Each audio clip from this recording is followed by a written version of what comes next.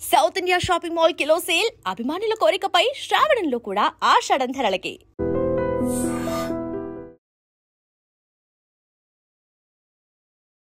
Hi hello నమస్తే welcome back to iDream media. ఇక money న్యూస్తో మీ ముందుకైతే వచ్చేసాను. నేను మీ విరాట్. సో ఈరోజు ఒక దేశం తన ఫైనాన్షియల్ స్టేటస్ కానీ లేదంటే ఫైనాన్షియల్ స్ట్రెంగ్త్ అనేది మేజర్గా ఎక్స్పోర్ట్స్ అండ్ ఇంపోర్ట్స్ మీద చాలా వరకు డిపెండ్ అయి ఉంటుంది. దాంట్లో భాగంగా టారిఫ్స్ అనేవి వాటికి చాలా క్రూషియల్ రోల్ ఉంటుంది అన్నమాట. అయితే రీసెంట్గా ట్రంప్ అనే వ్యక్తి పిచ్చిగా టారిఫ్స్ వేస్తున్నారని చెప్పి స్టేట్మెంట్స్ ఇస్తున్నప్పటికీ కూడా లేటెస్ట్ అప్డేట్ ఇండియా మీద 50% టారిఫ్ వేశాడు అని అయితే తెలిసిందనమాట. మరి ఈ 50% టారిఫ్ ఎవరిని ఇబ్బంది పెడుతుంది, ఎలా ఇబ్బంది పెడుతుంది అనే దాంతోపాటుగా దీనివల్ల మార్కెట్స్ ఏ విధంగా ఇంపాక్ట్ అవుతాయి, ఈ విషయాలన్నీ కూడా తెలుసుకుందాం ఈరోజు. Hi ma'am. Hello. I think last week అనుకుంటాం మనం 25% టారిఫ్. ఆ 1 వీక్లోనే మళ్ళీ ఇంకో 25% యాడ్ అయిపోయింది. అసలు ఎందుకు చేస్తున్నాడు ఇలా చేయడం వల్ల ఎవరికి నష్టం ఉంటుంది? డెఫినెట్లీ రెండు సైడ్లు కూడా నష్టం ఉంటుందని కొంతమంది అనలిస్టులు చెప్తున్నారు. దాన్ని కాస్త వివరిస్తారు.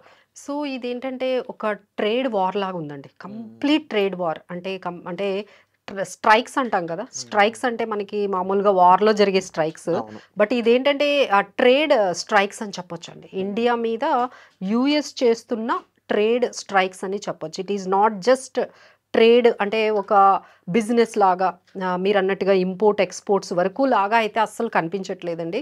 కంప్లీట్లీ అంటే మన మీద వార్ లాగా ప్రకటించినట్టుగానే మనం అయితే తీసుకున్నారు. అలానే మన గవర్నమెంట్ కూడా స్టాండ్, ఎస్పెషల్లీ మన ప్రైమ్ మినిస్టర్ మోడీ గారు కూడా చాలా క్లియర్గా చెప్పారు. మీరు చెప్పినట్టుగా మేము రష్యా దగ్గర నుంచి ఆయిల్ కొనడం మానేయటం కానీ, లేదు అంటే మా ఎనర్జీకి సంబంధించిన ఏవైతే రిక్వైర్మెంట్స్ ఉన్నాయి, ఎందుకంటే మన నేషనల్ ఇంట్రెస్ట్ ఇంపార్టెంట్ కదండి. మనకి ఎక్కడైతే అవసరాలు ఉంటాయో, ఎక్కడైతే నీడ్స్ ఉంటాయో దాన్ని మీరు తీసుకోవద్దు, మీరు అక్కడ కొనుక్కోవద్దు అంటే ఇప్పుడు సడన్గా మనం ఏంటంటే 80% వరకు ఇంపోర్ట్స్ మీదే డిపెండ్ అయి ఉన్నాం ఆయిల్. సో ఇలా మనతో పాటు చైనా కూడా ఇంపోర్ట్ చేసుకుంటుంది. అలానే ఇంకా టర్కీ ఇలాంటి దేశాలు అంత పర్సంటేజే చేసుకుంటే వాళ్ళందరినీ వదిలిపెట్టేసి ఇక మన మీదే, ఇండియా మీదే అన్నట్టుగా ఆయన ట్రేడ్ స్ట్రైక్స్ అనేవి చేయడం అనేది అందరూ కూడా నాట్ ఓన్లీ ఇండియా నుంచి అండి, బయట కంట్రీస్ వాళ్ళు కూడా చాలా వరకు ఆయన క్వశ్చన్ చేస్తున్నారు. దీని వెనకాల అంతరార్థం ఏంటి, ఇలా మిగతా వాళ్ళు కూడా రష్యా నుంచి ఆయిల్ ఇంపోర్ట్ చేసుకుంటున్నారు కాబట్టి ఇండియా మీద మాత్రమే ఎందుకు ఇట్లా మీరు స్ట్రైక్స్ అనేవి ట్రేడ్ స్ట్రైక్స్ చేస్తున్నారు అనేది అయితే క్వశ్చన్స్ అయితే అరైజ్ అవుతున్నాయి. సో ఇప్పుడు లేటెస్ట్ అప్డేట్ చూసుకుంటే ఆగస్ట్ 7 నుంచి 25%, ఇంకా ఒక 21 days పాజ్ ఇచ్చారు. ఆగస్ట్ 27 నుంచి ఇంకొక 25% ఎడిషనల్ టారిఫ్స్ యాడ్ అవుతాయి. సో ఓవరాల్గా 50% అనేది మనకి స్టార్ట్ అవుతుందని ఎప్పుడైతే చెప్పారో ఇమ్మీడియట్గా మనమైతే చాలా సీరియస్గా తీసుకున్నారు. సో రేపు మనకి క్యాబినెట్ మినిస్టర్స్తోని, అందరు ఇంపార్టెంట్ మినిస్టర్స్తోని పిఎం మోడీ అర్జెంటుగా ఒక మీటింగ్ కండక్ట్ చేశారంటేనే మీరు అర్థం చేసుకోవచ్చు ఏ విధంగా ఇది ఇంపాక్ట్ చేయబోతోంది, ఏ సెక్టార్స్ మీద, ఏ కంపెనీస్ మీద ఇంపాక్ట్ చేయబోతుంది అనేది రేపు అంతా డిస్కస్ చేస్తారు.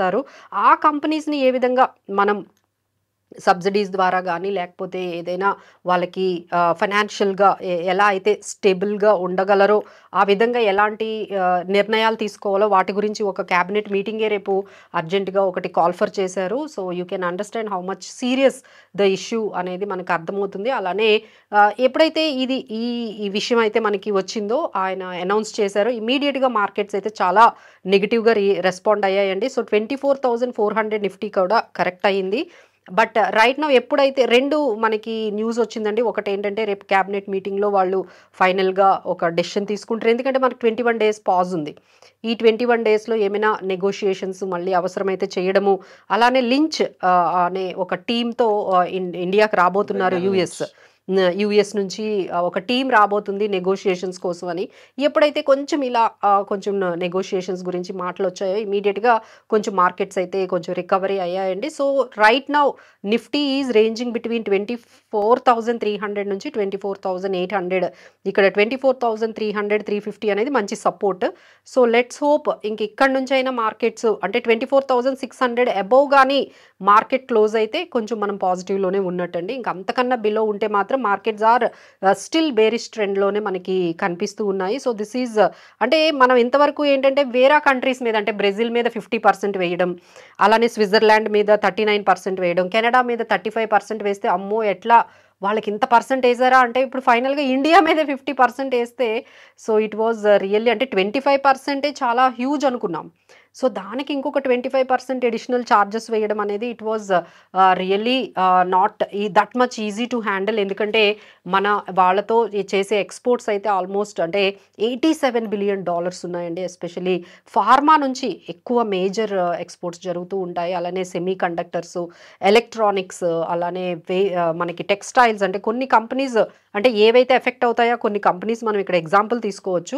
ఫార్మా నుంచి మనం తీసుకున్నట్లయితే డాక్టర్ రెడ్డీస్ ల్యాబొరేటరీస్, లుపిన్, అరబిందో, సిప్లా, అలానే టెక్నాలజీ నుంచి డిక్సాన్ టెక్నాలజీ, సెమీ కండక్టర్స్ ఇవి కూడా మనం ఎక్కువగా ఎక్స్పోర్ట్ జరుగుతూ ఉంటుందండి. మదర్సన్ స్యూమి, భారత్ ఫోర్జ్ ఇలాంటి కొన్ని కంపెనీస్, అలానే టెక్స్టైల్స్లో నుండి అయితే మనకి కేపీఆర్ మిల్స్, వర్ధమాన్, అరవింద్ అంటే ఇవన్నీ కొన్ని ఎగ్జాంపుల్స్ చెప్తున్నాం. మనం ఏ సెక్టార్స్ ఎలా కంపెనీస్ ఏ విధంగా ఇంపాక్ట్ అవుతాయి అనేది. సో మనకి దానికి తగ్గట్టుగానే మార్కెట్లో చాలా వరకు ఈ మార్కెట్లో ఇవి కొన్ని కంపెనీస్ అంటే ఆ సెలెక్టెడ్ సెక్టార్స్ అండ్ కంపెనీస్ అయితే ఆల్రెడీ కరెక్ట్ అవ్వడం అయితే జరిగింది. So this is what is happening from the Trump tariffs.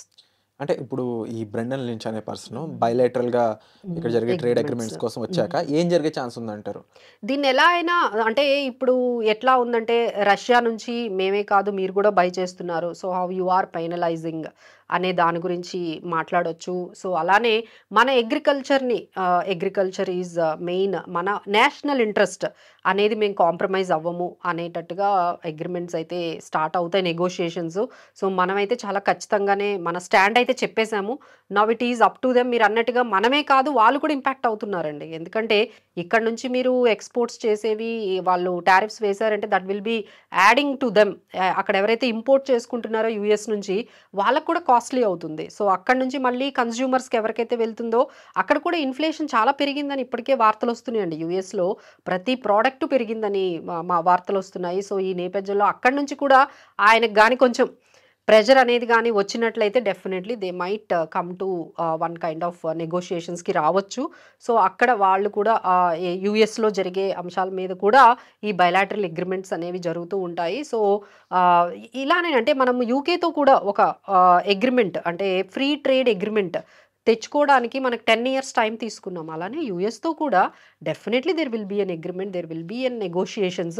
ఒక ప్రాసెస్ అయితే స్టార్ట్ అయింది. సో ఫైనల్గా కొంత టైం అయితే పడుతుంది. But definitely will have a very good agreements వచ్చే అవకాశాలు అయితే ఉన్నాయి. But it will take time. అందులో ట్రంప్ ఉండేటప్పటికి కొంచెం ఎక్కువగా అది వాల్టిలిటీ అనేది కనపడుతుంది. ఎందుకంటే statements are changing for every day. ఆయన స్టేట్మెంట్స్ చేంజ్ చేస్తూ ఇది జస్ట్ బిగినింగ్ అన్నట్టుగా ఆయన ఎవ్రీ 8 hours ఒక స్టేట్మెంట్స్ తీసుకొస్తున్నారు. సో దీన్ని బట్టి మార్కెట్స్ అయితే కొంచెం వాల్టిలిటీ ఉన్నాయండి.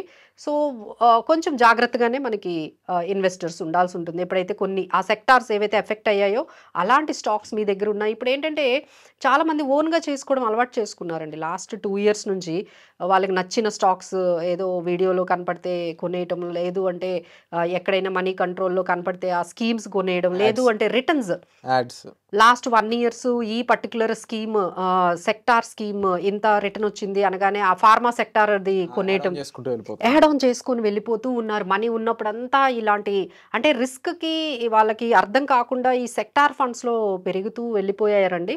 సో ఇప్పుడైతే వాళ్ళు డెఫినెట్గా ఒకసారి ఆలోచించాలి. ఈ పర్టికులర్ ఫండ్స్ ఏవి మనకి కొంచెం ఇబ్బంది పెట్టేటట్టుగా మన పోర్ట్ఫోలియోలో ఉన్నాయి, వాటికి ఎంత దూరంగా ఉండాలి, ఎలాంటివి మనం యాడ్ చేయాలి, ఎక్కడి నుండి ఎగ్జిట్ అవ్వాలి, ఈ విషయంగా అయితే ఒక ఎక్స్పర్ట్తో అయితే అట్లీస్ట్ ఇప్పుడైనా అంటే మా దగ్గర రీసెంట్గా ఒక క్లయింట్ వచ్చారండి. ఆయనకు ఒక 40 స్టాక్లు 40 స్కీమ్స్ ఉన్నాయి. ఆయన ఇంత తీసుకొచ్చారండి. ఆయన ఇంత అంటే ఇన్ని పేపర్స్ తీసుకొచ్చారు. 4-5 సరిపోతాయని చెప్పి ఎన్నో ఇంటర్వ్యూలు మీరు చెప్పున్నారు. But still people need to be educated అని అర్థం అవుతుంది. అవునండి, వాళ్ళు ఏంటంటే కనపడిందంతా యాడ్ చేసుకోవడం. ఇప్పుడు మీరు ఒక మొమెంటమ్ స్టాక్ చెప్తే దాన్ని డిఫెన్స్ అంటే ఒకటి, ఫార్మా అంటే ఒకటి, అలా ఒక 10 ETFలు 10 స్కీమ్లు. అసలు మరీ అసలు ఎట్లా అంటే ఎవరేం చెప్తే అది కనపడితే అంటే లాస్ట్ 1 year రిటర్న్స్ చూసేసి యాడ్ చేసుకుంటూ వెళ్ళిపోయారు. ఇప్పుడు చాలా మందికి అర్థం కావట్లేదు ఇవి ఏం మెయింటైన్ చేయాలి. ఇప్పుడైతే వాళ్ళకి ఒకటి అర్థమైంది, 40 స్కీమ్లు 40 స్టాక్లు పెట్టుకుంటే ఎలా మేనేజ్ చేస్తారండి? It is very tough. So they have to limited to that extent. ఏం ఉంచేయాలి, ఏం తీసేయాలంటే definitely we will be there to help you అండి. ఎవరైనా మమ్మల్ని అప్రోచ్ అవ్వచ్చు. Definitely this is a testing time. Markets అయితే చాలా వాలటైల్గా ఉన్నాయి. కొన్ని సెక్టార్స్ అయితే చాలా వరకు కరెక్ట్ అయ్యాయి. సో ఇప్పుడు ఈ స్టాక్స్ ఉంచాలి, ఏ స్కీమ్స్ ఉంచాలి అనే దాని గురించి మీరు ఎప్పుడైనా మమ్మల్ని కన్సల్ట్ చేయొచ్చు. వండర్ఫుల్. మన సింపుల్గా చెప్పాలంటే ట్రంప్ అయిన పర్సన్ ఇప్పుడు ముందు భయపెడుతున్నాడు, తర్వాత తగ్గుతున్నాడు. సేమ్ అదే జరుగుతుందా, లేదంటే ఈసారి మళ్ళీ మారుతుందా సో కొన్ని అనేది స్టాక్స్ తెలుసుకోవాలి. ఉన్నాయండి, అంటే సెక్టార్స్ కొన్ని ఉన్నాయి. అంటే ట్రంప్కి సంబంధం లేని, టారిఫ్స్కి సంబంధం లేని కొన్ని సెక్టార్స్ ఉన్నాయి. అంటే ఓన్లీ మన ఇండియన్కి సంబంధించి అలాంటివి. ఎగ్జాంపుల్ కన్సంప్షన్ ఉందనుకోండి, మన ఇండియన్కి సంబంధించింది ఐటీసీ, తర్వాత హెచ్యుఎల్, అలా. అంటే ఏంటంటే దీన్ని టారిఫ్స్ ఇన్సులేటెడ్ కంపెనీస్ కానీ, టారిఫ్ ఇన్సులేటెడ్ సెక్టార్స్ అంటాం, అందులో మీరు పెట్టుకోవచ్చు. అలానే హోటల్స్, ఇప్పుడు హోటల్ ఇండస్ట్రీస్ ఇవన్నీ కూడా బాగున్నాయి, ఇండియన్ హోటల్స్. తర్వాత అలానే ఇప్పుడు బజాజ్ ఆటో కూడా కొంచెం బాగుందండి, వాళ్ళ ఆటో సేల్స్. ఎందుకంటే ఇప్పుడు ట్రాక్టర్స్ అవి ఇవి కొనుక్కుంటారు కాబట్టి. సో మాన్సూన్ స్టార్ట్ అయింది కాబట్టి. So there are certain companies which have given very good results అండి, లైక్ ట్రెంట్ కానీ, హీరో మోటోకాప్, తర్వాత పిడిలైట్ ఇండస్ట్రీస్, హడ్కో, PFC, TD power systems, Lumax Industries, ఇలా కొన్ని ఎక్సలెంట్ కంపెనీస్ మంచి రిజల్ట్స్ ఇచ్చాయి. అలానే బజాజ్ ఆటో, గోద్రేజ్, ఇలాంటి కొన్ని కంపెనీస్ అయితే మంచి రిజల్ట్స్ ఇచ్చాయి. బట్ నీడ్ టు అండర్స్టాండ్ ఏ సెక్టార్లో మనం ఉండాలి, ఎలాంటి